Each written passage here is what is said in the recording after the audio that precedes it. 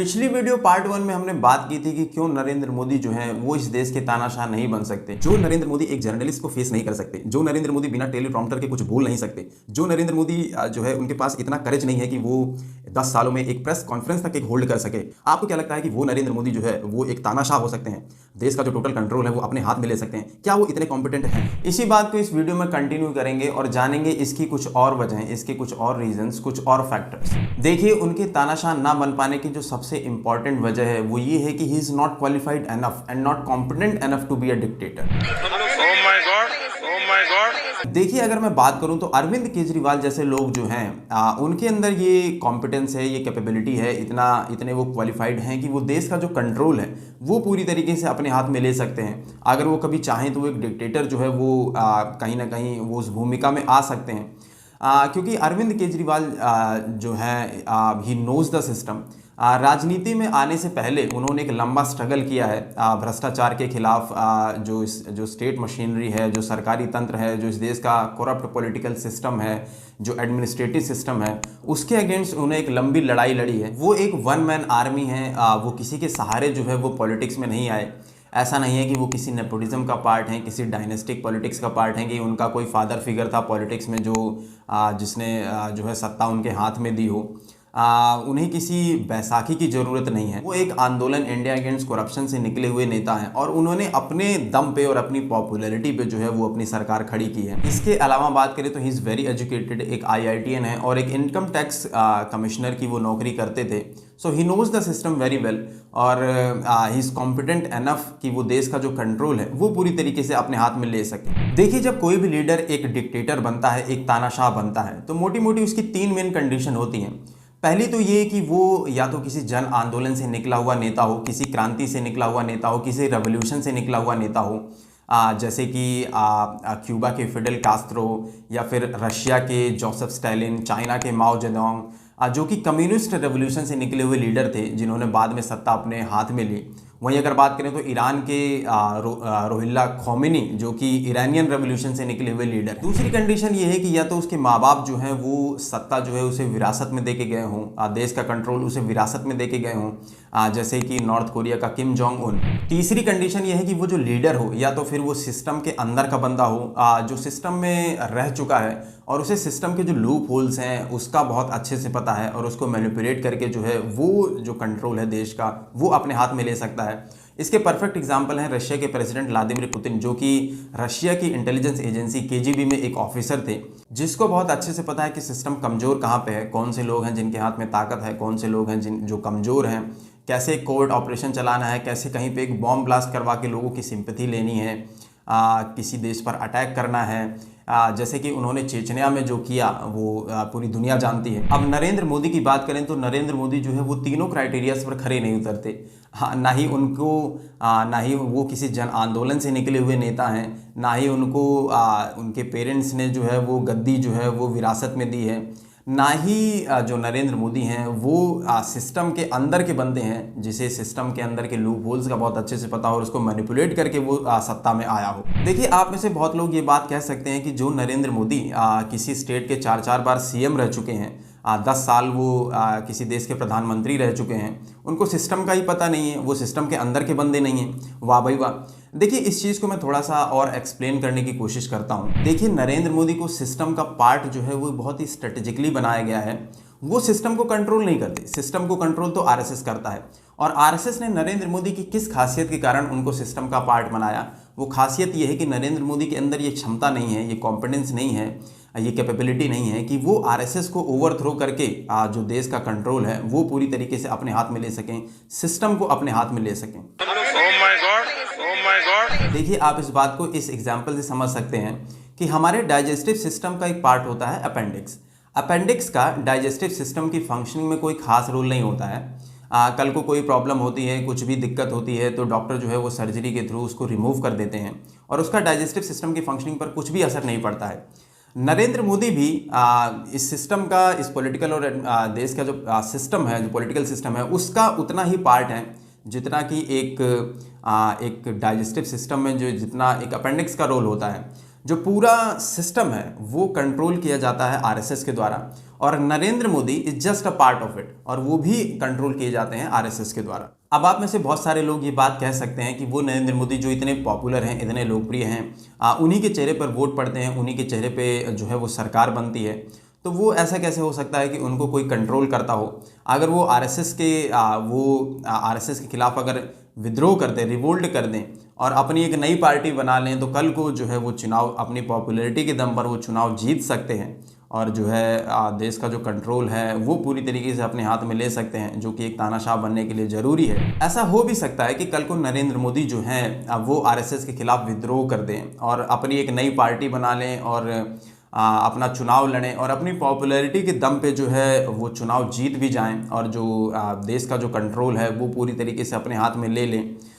लेकिन जो नरेंद्र मोदी हैं वो उस ताकत को, उस पावर को, उस देश की सत्ता को जो है वो बहुत दिन अपने हाथ में नहीं रख पाएंगे, क्योंकि Narendra Modi is just a face. उनके पीछे जो दिमाग है वो तो पूरा का पूरा आरएसएस का है, तो बिना दिमाग के आप कितने दिन चल पाएंगे चेहरे के सहारे। It does not have the ability to run the system. उनके अंदर इतनी कॉम्पिटेंस, इतनी काबिलियत है ही नहीं कि वो इतनी बड़ी ताकत को होल्ड करके रख सकें। कल को कोई भी ऐरा गैरा जो है वो उनको रिप्लेस कर सकता है और उनको ओवरथ्रो करके सरकार अपने हाथ में ले सकता है। जिन नरेंद्र मोदी को आप जानते हैं कि वो बहुत ही गरीब थे, जो है चाय बेचते थे, एक पिछड़े समाज से आते हैं, बहुत ही बहादुर थे, हिंदू हृदय सम्राट, राम का अवतार, बहुत ही पावरफुल वन मैन आर्मी, ये नरेंद्र मोदी जो हैं वो जो है रियल नहीं है।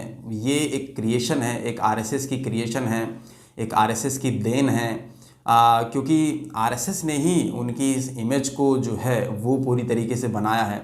वो आरएसएस की फिल्म के हीरो हैं। मीडिया को कंट्रोल करके आईटी सेल के थ्रू जो बड़े बड़े इन्फ्लुएंसर्स हैं उनको उनके थ्रू, और सबसे बड़ी बात इस देश के जो लोग हैं उनके उनके उनके इमोशंस को, उनके माइंडसेट को एक्सप्लॉइट करके जो आरएसएस है उसने नरेंद्र मोदी की जो इमेज है उसको बनाया है।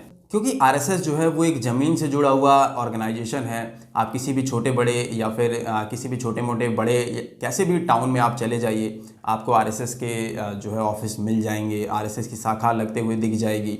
तो आरएसएस जो है वो जो है डीपली जो है वो लोगों से कनेक्टेड है, और उसे बहुत अच्छे से पता है ज़मीनी तौर पर कि लोग जो हैं वो कैसा सोचते हैं, उनके अंदर क्या सुपीरियरिटी कॉम्प्लेक्स है, क्या इन्फीरियोरिटी कॉम्प्लेक्स है, कैसा उनका माइंडसेट है, क्या उनको सुनना अच्छा लगता है, क्या उनको देखना अच्छा लगता है, किस चीज़ से उनको नफ़रत है, किस चीज़ से उनको प्यार है।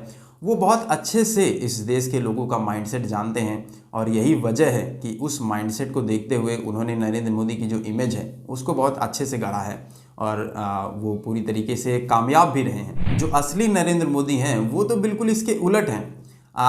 अगर हम उनके गरीब होने की बात करें तो आप ये फ़ोटोज़ देखिए। अब ये जो है 1950 या 1960s की जो फ़ोटोज़ हैं, आप ये समझिए कि उस टाइम पर कौन से ऐसे लोग थे। कैमरा जो होता था, जो फ़ोटोज़ जो होती थी इतनी महंगी आती थी, नई नई टेक्नोलॉजी थी। कौन ऐसा गरीब इंसान है जिसकी आपको बचपन की इतनी फ़ोटोज़ आपको मिल जाएंगी, आप अपने ग्रैंड पेरेंट्स या फिर अपने पेरेंट्स की फ़ोटो ही दिखा दें। और अगर रही बात उनके बहादुर होने की, उनके चाय बेचने की, तो कोई भी इंसान जो है वो आज तक नहीं मिला जो इस बात की तस्दीक कर सके कि हाँ भाई नरेंद्र मोदी जो है इस स्टेशन पर चाय बेचते थे, मैंने देखा है और उन्होंने मुझे कभी कोई चाय पिलाई है। बहादुर होने की बात करें तो वो एक सिंपल से एक जर्नलिस्ट को फेस नहीं कर सकते, एक किसी अपना बिल्कुल क्रिटिसिज्म है उसको वो खुद को डिफेंड नहीं कर सकते, और यही रीज़न है कि वो कभी जो है वो प्रेस कॉन्फ्रेंस नहीं करते।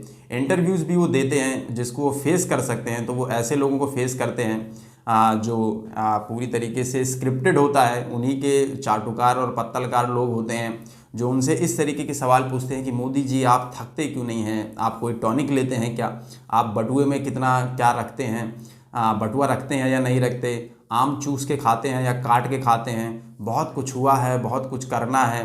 तो इस तरीके के लोगों को ही जो नरेंद्र मोदी है वो फेस कर पाते हैं। सच बताइए, why don't you get tired? आप थकते क्यों नहीं हैं? क्यों नहीं? एक सवाल आपसे जानना चाहता हूँ, देश भी जानना चाहेगा। आप अपनी जेब में पर्स रखते हैं क्या?